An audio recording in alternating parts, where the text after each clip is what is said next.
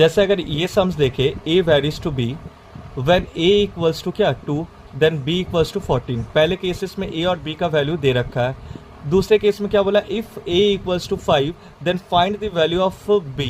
ठीक है, यहाँ पे माध्यमिक ये 2011 में आ चुका है। तो अगर इसका सॉल्यूशन खोजे तो यहाँ पे हम लोग को पहले केसेस में क्या दे रखा है, a इक्वल्स टू 2 दे रखा है और पहले केसेस में ही b इक्वल्स टू क्या 14 दे रखा है।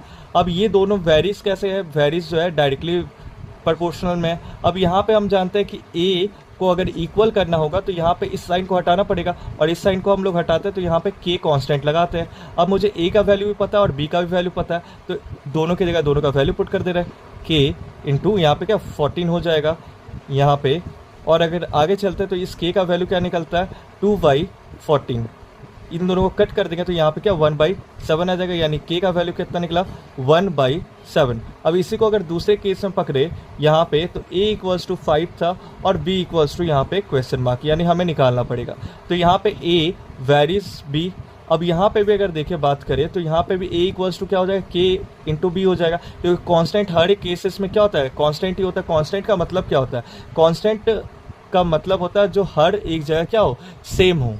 और ये कांस्टेंट किसके बराबर होता है, यहाँ पे आपको हर एक जगह लिखना पड़ेगा, k के सामने क्या लिखना पड़ेगा, यहाँ पे it is not equals to, it is not equal to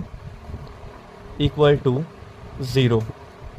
तो यहाँ पे आप अगर देखो तो यहाँ पे k का वैल्यू भी आपको पता है और यहाँ पे a का वैल्यू क्या 5 है और k का वैल्यू क्या 1/7 इंटू b। अब अगर b का वैल्यू निकालना चाहो आप तो इस 7 को इस साइड से इस साइड भेजना पड़ेगा।